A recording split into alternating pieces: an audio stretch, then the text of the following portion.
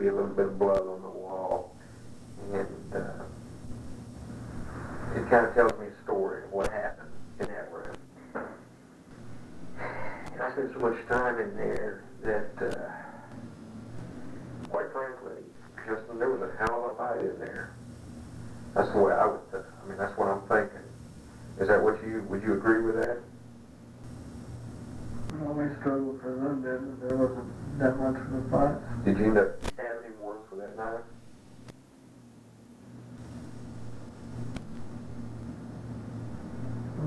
Do you remember losing the knife? Did you have it out? Yeah, I recall dropping it after I left the room because I knew I didn't have it on me no more. Okay.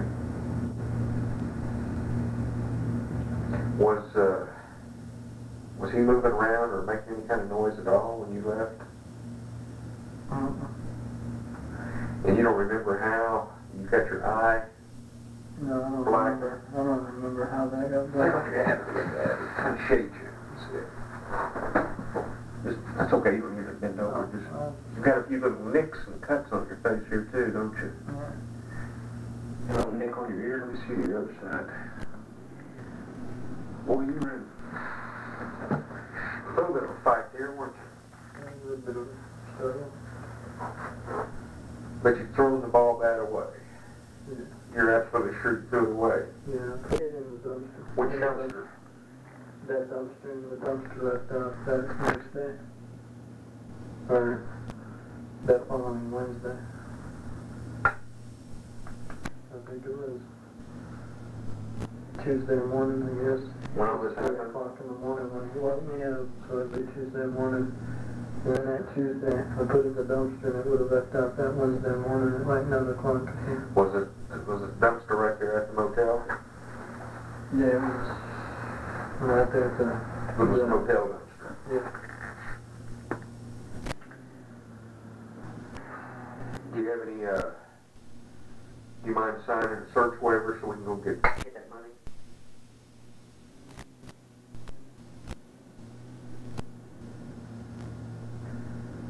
I don't know how they would look at it, but yeah. How who would look at it? The people that live there. Well, we'll talk to them. Explain the situation. Okay? What about your motel room? Would you sign a search waiver to let us look in there? Yeah. Yeah, nothing in there, but yeah. Okay. Is there anything? All off the line was in there. Is there anything else about this deal that you need to tell me about?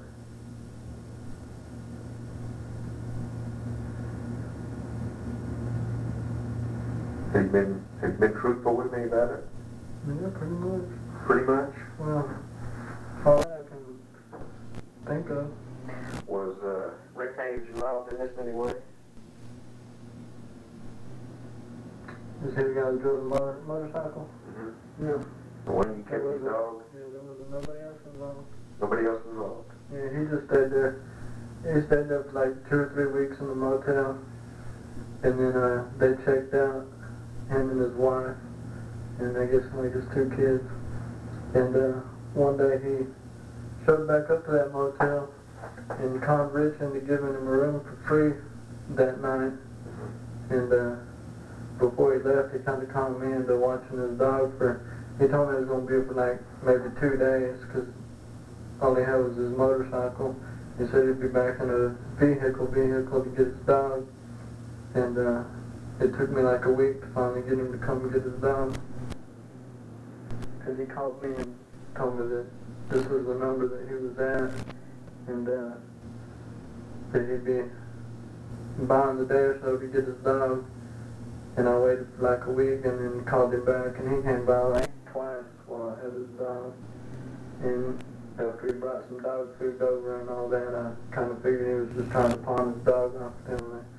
So I called him and told him to come get it. I was going to turn it loose. Okay.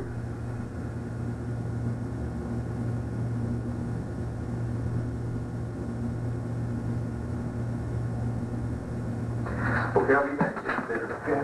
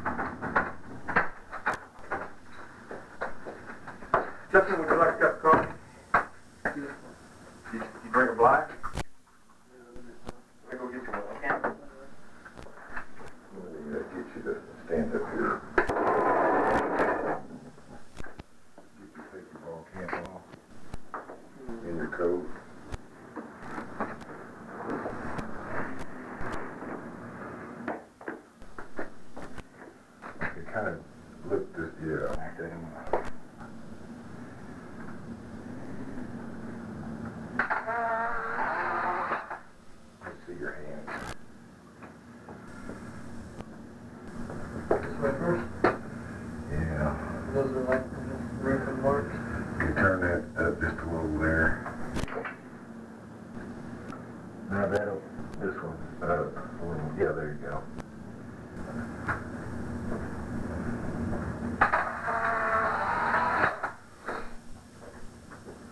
You have any marks on your arms? Did you get up from that?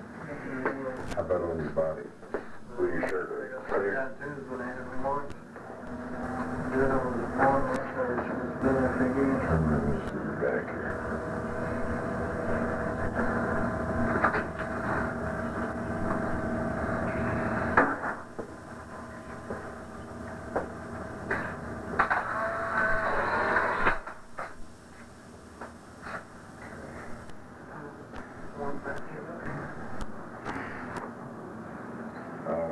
Picture of that.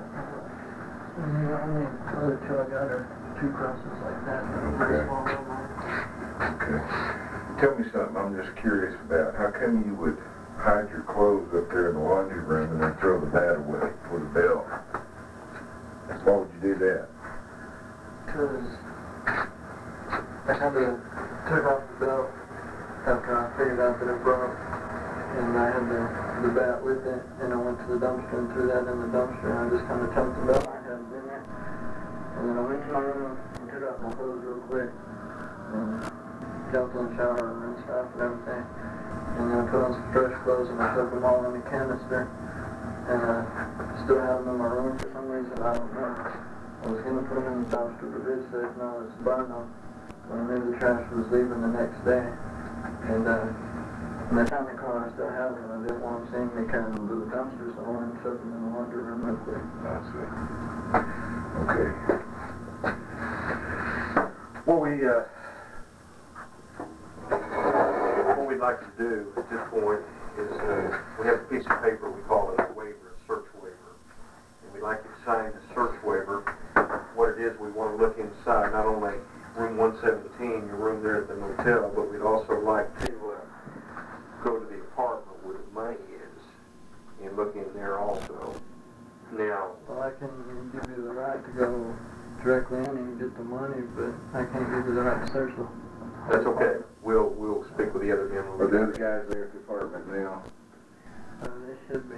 How many guys do you share that apartment with? There's two guys, and then they're women. One of them's married, and then one of them just has a girlfriend. Oh, so the women stay there with them? Yeah. What are their names? David Jackson, I think. I think that's his last name is David Jackson. And Kim, which is Rod Brassfield's daughter-in-law, I guess is like his wife's daughter. Anyway, they're married and they got a little baby. Okay. And then Whose apartment actually? it's under their name. Under David Jackson's? Yeah, and I suppose it'd be under his name. What motel is that? Apartment? I don't know the name of the complex. It's an apartment complex? Yeah, I know I can kind of grab it out for you. Well, we're going to take you out there and you can show us where it's at. All right. Is that okay? Yeah, that's fine. I'll go ahead and get the money for y'all and everything.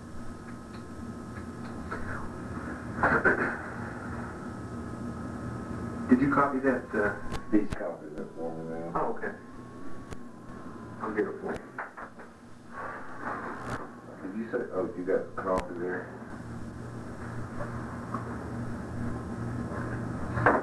So is this going to help me out any at all? Well, we'll just have to wait and see. It's definitely going to be better for you this way than it would be if you didn't say anything. Well, what's the maximum sentence for murder one? Murder one? Well, the maximum is death. I guess I should have suspected that. But there's also two other charges. Could be a life without parole or life. You guys ready? We'll go down here. Why don't you just bring them in here and sign them in here? Oh, he went to the jail. He'll bring them back. He's going to bring them back here. Oh. So what's life? You get parole? Yeah, anyway, it seems like you can. After about a third of your sentence, they figure it's 45 years, it's life term. There's all kinds of things that can happen in this, and it's really kind of premature for... Yeah, if you look forward the next 40 years, so then, I don't know. But I'm going to tell you this. Your old bud Rich was planning on letting you hang by yourself for this. I ain't gonna hang by myself, I'll tell you all the truth.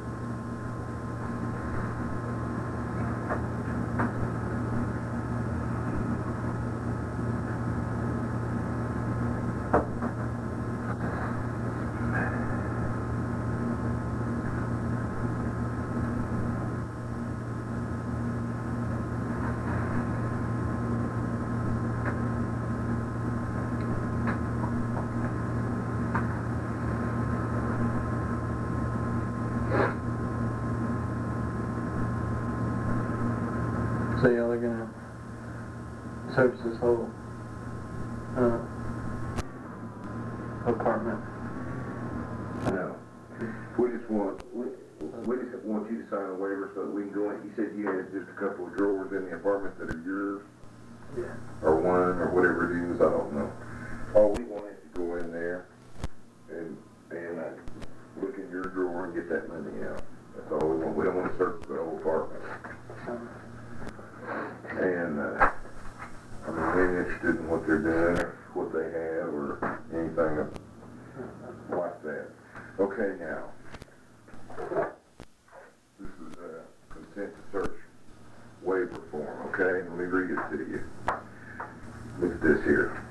While I'm reading it, you read along with me. There's a blank spot up there that I'll have you print your name in.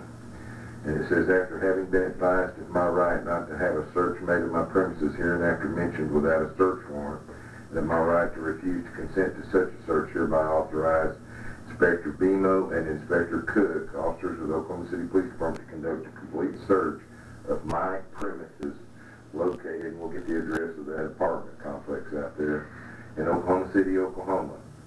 These officers are authorized by me to take from my premises any letters, papers, materials, or property which they may desire. This written permission is being given by me to the above-named officers voluntarily and without any threats or promises of any kind. Okay? Now what I want you to do is I want you to print your name up here. Yeah.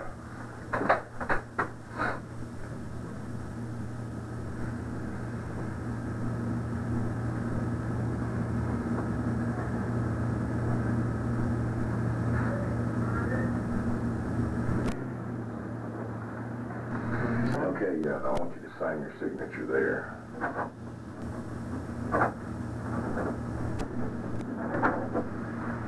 Okay.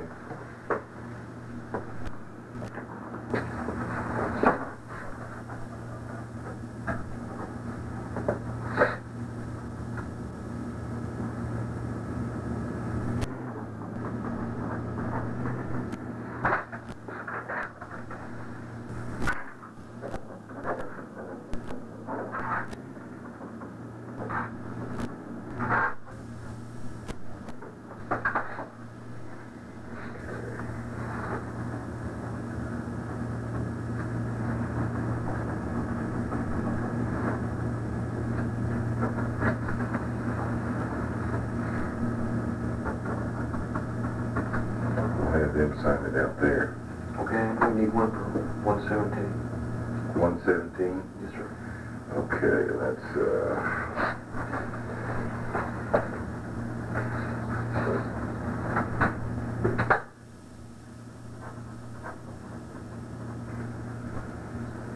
okay, the same thing applies to your room out there on council at the best budget.